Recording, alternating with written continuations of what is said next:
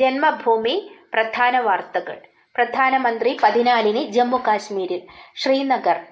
പ്രധാനമന്ത്രി നരേന്ദ്രമോദി 14-ന് ജമ്മു കാശ്മീരിൽ എത്തും. നിയമസഭാ തെരഞ്ഞെടുപ്പ് പ്രചാരണത്തിന്റെ ഭാഗമായാണ് സന്ദർശനം.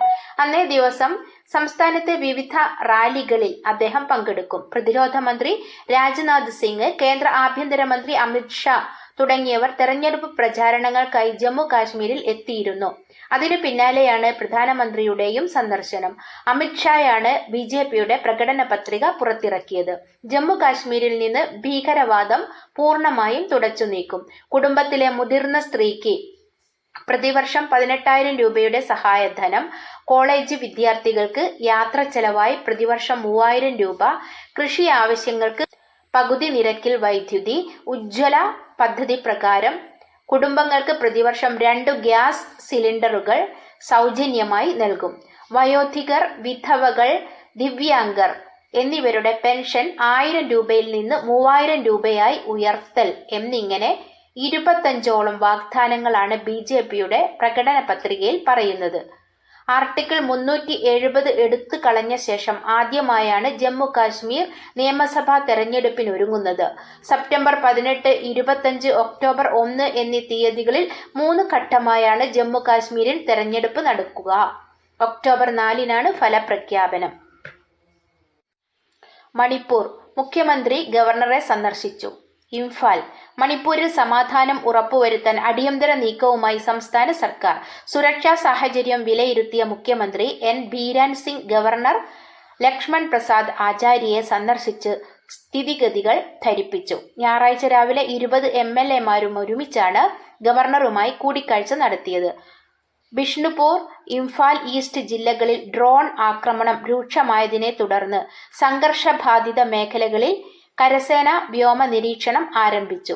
ഇംഫാലിൽ കഴിഞ്ഞ ദിവസമുണ്ടായ ഡ്രോൺ ആക്രമണത്തിന് പിന്നാലെയാണ് വിവിധ ഇടങ്ങളിൽ വെടിവെപ്പും ആക്രമണവും ശക്തമായത്.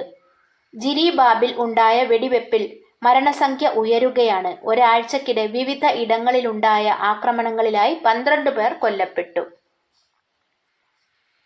ജോർദാൻ അതിർത്തി കടന്ന് ആക്രമണം, 3 ഇസ്രായേൽ പൗരന്മാർ കൊല്ലപ്പെട്ടു. ഗാസ. ജോർദാൻ അതിർത്തി കടന്ന് ഒരാൾ നടത്തിയ വെടിവെപ്പിൽ 3 ഇസ്രായേൽ പൗരന്മാർ കൊല്ലപ്പെട്ടു. ജോർദാനിൽ നിന്ന് അലൻബി പാലത്തിലൂടെ വെസ്റ്റ് ബാങ്കിലേക്ക് ട്രക്കുമായി കടന്ന തോക്കുധാരി വെടിയുതിർക്കുകയായിരുന്നു. ആക്രമിയെ പിന്നീട് വധിച്ചെന്ന് ഇസ്രായേൽ സൈന്യം അറിയിച്ചു.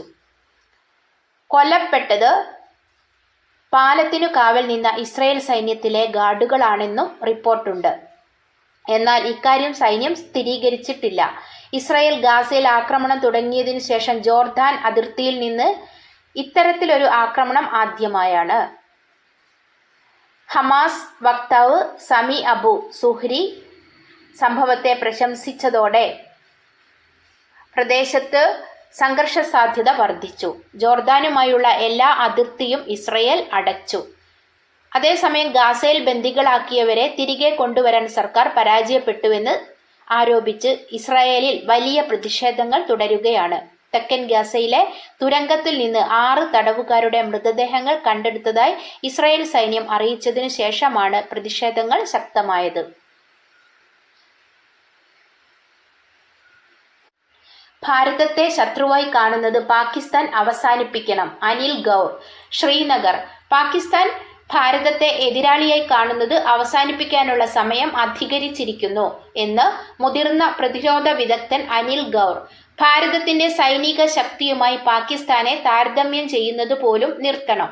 പാകിസ്ഥാൻ ഭാരതത്തെ ഒരു എതിരാളിയായി കണ്ട് സമയം കളയുന്നതിനു പകരം സ്വന്തം ജനങ്ങളെ ബാധിക്കുന്ന പട്ടിണി, തൊഴിലില്ലായ്മ തുടങ്ങിയ ആഭ്യന്തര പ്രശ്നങ്ങളിൽ ശ്രദ്ധ കേന്ദ്രീകരിക്കേണ്ട സമയമായി, അനിൽ ഗൗർ പറഞ്ഞു. പാക് പട്ടാള മേധാവി അസീം മുനീർ കഴിഞ്ഞ ദിവസം നടത്തിയ പ്രസ്താവനകൾക്ക് മറുപടി നൽകുകയായിരുന്നു ഡോക്ടർ അനിൽ ഗൗർ.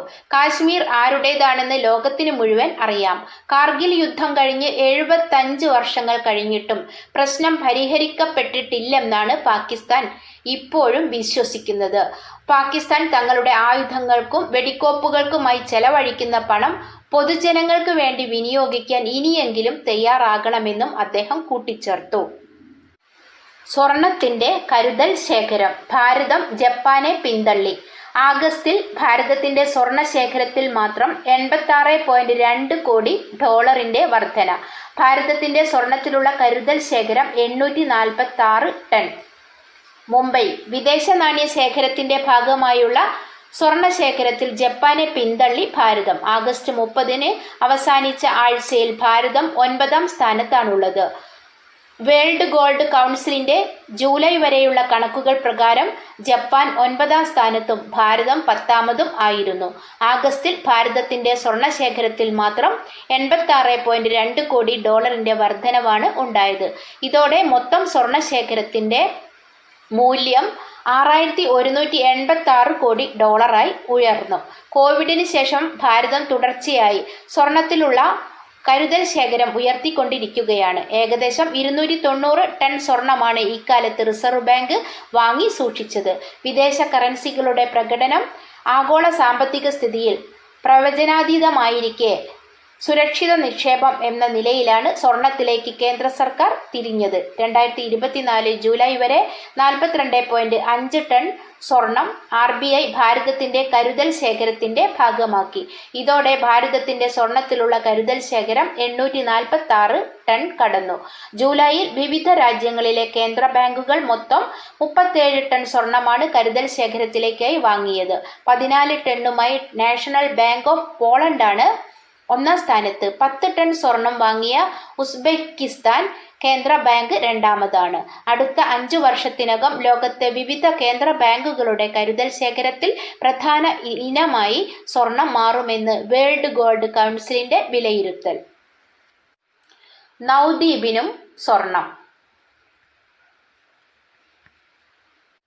കായികം. നവദ്വീപിനും സ്വർണം.